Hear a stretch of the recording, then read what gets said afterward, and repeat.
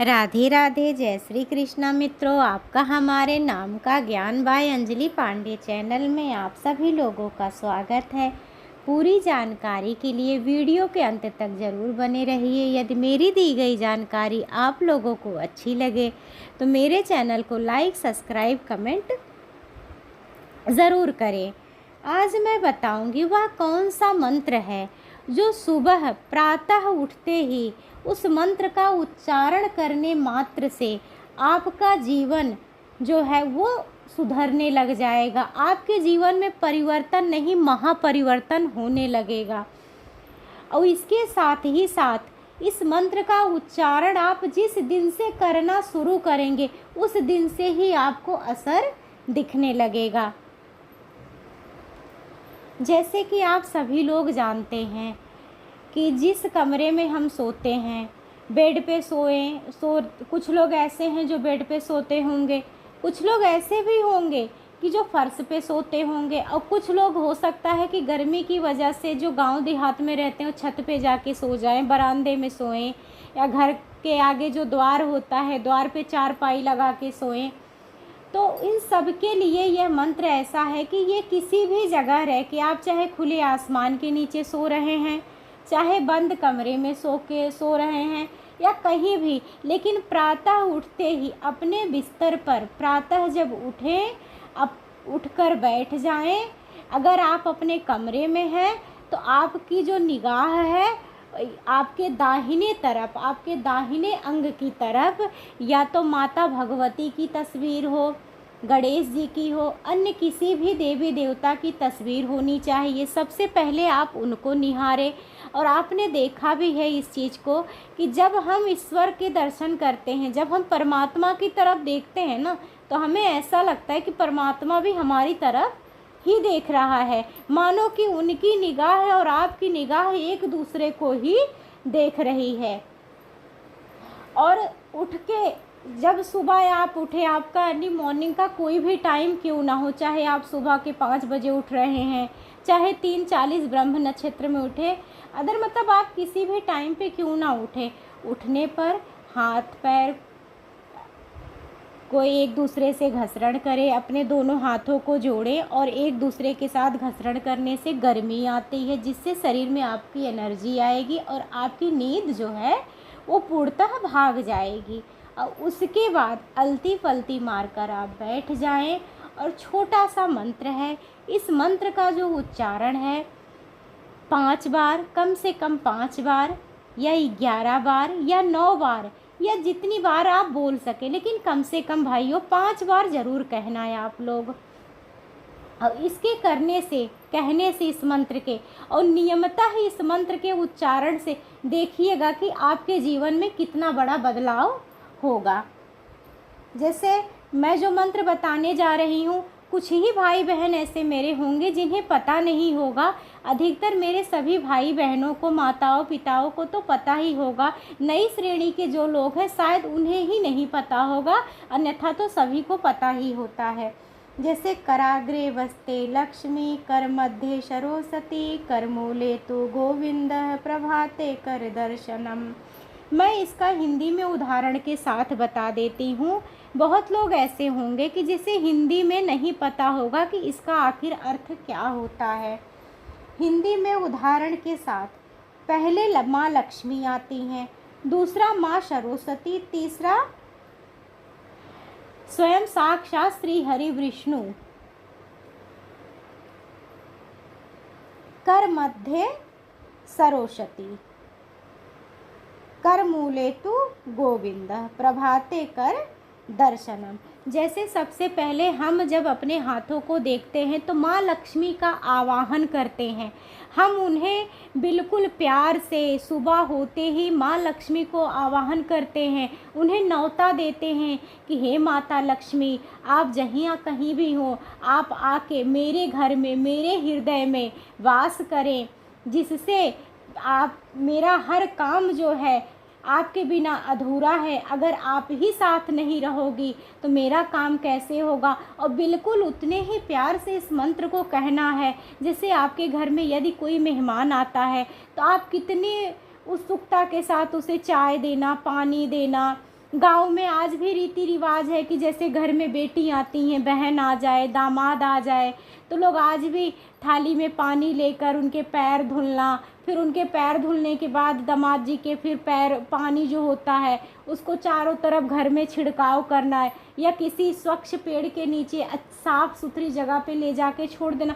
बिल्कुल उसी तरह बिल्कुल प्यार से उनको आमंत्रण करना है, उनको आपको न्योता देना है।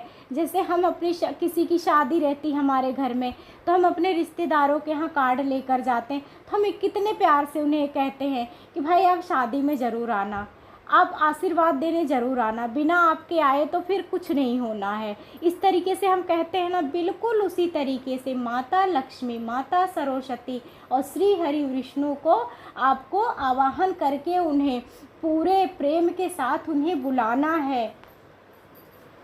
तो ये तो हो गया माँ लक्ष्मी की बातें। जैसे आपको भी पता है कि अगर हमारे पास पैसा नहीं रहेगा तो हम अपना कोई काम नहीं कर सकते हैं। बिना पैसे के तो सब व्यर्थ है ना। हमें वो दिमाग भी बहुत है पर हम पे पैसा नहीं है, तो बिना पैसे के कुछ नहीं होता है। इसलिए सबसे पहले माता लक्ष्मी को हम बुलाते हैं अपने पास, अपने घर, अपने हृदय में। फिर कर मध्य सरस्वती, हमारे हाथों के मध्य में माँ सरस्वती निवास करती हैं। हमारे हाथों के मध्य में माँ सरस्वती निवास करती हैं। कर मध्य सरस्वती, जो हमारा हाथ है, हमारे हाथों के जो मध्य भाग होता है, बीच का भाग, वहाँ कौन निवास करता है? माता सरस्वती। माता सरस्वती जो ज्ञान की देवी हैं, ज्ञान का भंडार है। यदि हमारे पास बहुत पैसा है, पैसा होने के बावजूद यदि हम में बुद्धि विवेक नहीं है, तो हम पैसे को सही जगह पे यूज ना करके हम गलत जगह पे उसका निवेश करेंगे। तो इसलिए हमारे पास ज्ञान होना, बुद्धि विवेक होना, सोचने समझने की शक्ति होना भी ज़रूरी है कि हमें अपने पैसे को किस जगह पर लगाना है, किस जगह पर खर्च करना है। अर्थात साथ ही साथ यदि हमारे सामने कोई पर्सन खड़ा है तो आप में इतना बुद्धि, यदि आपके सामने कोई पर्सन खड़ा है तो आप में इतना बुद्धि विवेक होना चाहिए, आपको पता होना चाहिए कि मुझे इससे किस लहजे में बात करना है, किस तरीके से सामने वाले पर्सन से बात करना है। इसलिए माँ सरस्वती का भी आवाहन करना ज़रूरी होता है। जितने ही प्यार से, जितने ही सरल भाव से, जितनी ही सरलता से आप माँ लक्ष्मी का आवाहन करते हैं, आमंत्रण देते हैं, उन्हें उनको न्योता देकर बुलाते हैं, बिल्कुल उसी भांति उसी प्रकार आपको माता सरस्वती को भी बुलाना है। बिल्कुल उसी तरीके से, उतने ही प्यार से, उतने ही सरल स्वभाव से। फिर तृतीय स्थान पर आते हैं कर मूले तू गोविंद है। हथेली के निचले भाग में श्री हरि विष्णु अर्थात गोविंद वास करते हैं। पहले हमने आवाहन कर दिया माता लक्ष्मी का, दूसरा आवाहन हमने किया माँ सरस्वती का, तीसरी बार हम बुलाते हैं श्री हरि विष्णु को, गोविंद को। श्री हरि विष्णु को भी बुलाना इसलिए ज़रूरी है और उतने ही प्यार से उन्हें बुलाना है, उतने ही प्यार के साथ उन्हें आवाहन करना है। उनका आवाहन करें, आमंत्रण दें, न्योता देकर उतने ही प्यार, उतने ही सरल सहज स्वभाव से श्री हरि विष्णु को बुलाना इसलिए अनिवार्य होता है क्योंकि जब माता लक्ष्मी आती हैं तो वो उल्लू पे सवार होकर आती हैं और एक तरफ से आती हैं और दूसरी तरफ से अपने जाने का निकास स्थान भी वो बना लेती हैं। लेकिन यदि माता लक्ष्मी वही श्री हरि विष्णु के साथ गरुड़ पे सवार होकर आती हैं तो अस्थाई होकर आती हैं और कभी भी ना जाने वाली वह लक्ष्मी माता होती हैं। यदि वो श्री हरि विष्णु के साथ गरुड़ पर सवार होकर आएंगी तो आपके घर से अन्न धन लक्ष्मी की, सुख संबंधी वैभव लक्ष्मी की कभी कोई कमी नहीं होती है। इसलिए गोविंद भगवान को भी बुलाना ज़रूरी है। जैसा कि मैंने आप लोगों को बताया कि इस मंत्र का जो उच्चारण है कम से कम 5 बार बोलकर, 9 बार, 10 बार, 11 बार, जितनी बार मतलब आप बोल सकें, लेकिन कम से कम प्रतिदिन नियम से 5 बार ज़रूर इस मंत्र का उच्चारण किया करें। इससे आपके जीवन में परिवर्तन नहीं, महापरिवर्तन होने लगेगा। और जब इस चीज़ को, इस मंत्र का उच्चारण आप नियम से करने लग जाएंगे तो यह आपकी आदत में आ जाएगा। और आपकी आदत में आने के बाद आपका नियम एक बन जाएगा कि सबसे पहले आप उठेंगे और अपने दोनों हथेलियों को एक दूसरे पे घसरण करेंगे, जिससे आपके शरीर में गर्मी आएगी। आपका जो नींद है वो नींद छूमंतर हो जाएगा और आप माता लक्ष्मी, माता सरस्वती, श्री हरि विष्णु का ध्यान लगाकर इस मंत्र का उच्चारण करेंगे, उन्हें प्यार से आमंत्रण देंगे, अपने घर बुलाएंगे, तो देखना आपका जीवन सुधरने लगेगा। आपका दिन जो है वो मंगलमय होने लगेगा। आपके जीवन से कलेश दूर हो जाएगा, धन की कमी दूर हो जाएगी, आपका दिमाग जो है वो बिल्कुल शांत रहने लगेगा। आप स्थिर चित्त, स्थिर मन हो जाएंगे और आपका भविष्य उज्जवल होगा। नकारात्मक जो शक्तियां हैं ये कोसों दूर हो जाएंगी आपसे, इनका कोई प्रभाव नहीं पड़ेगा। और ना ही आपकी आँखें जो हैं, आपकी आँखें, आपका दिल दिमाग किसी गलत चीज़ों को देखना चाहेंगी।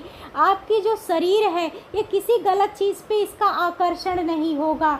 यदि मेरी बातों पे यकीन ना हो तो मैं हाथ जोड़कर सभी भाई बहनों से अनुरोध करती हूँ, आप इस नियम को अपनाएं, इसको अपने दिनचर्या में सुबह होते ही जो सुबह होते ही आपका सबसे पहली जो क्रिया होती है यह आपकी होनी चाहिए। इससे आपके जीवन में जो परिवर्तन होगा इसे देखकर आप खुद चौंक जाओगे, आप खुद सोचोगे कि क्या से क्या मैं हो गया, क्या से क्या मेरे जीवन में बदलाव आ गया।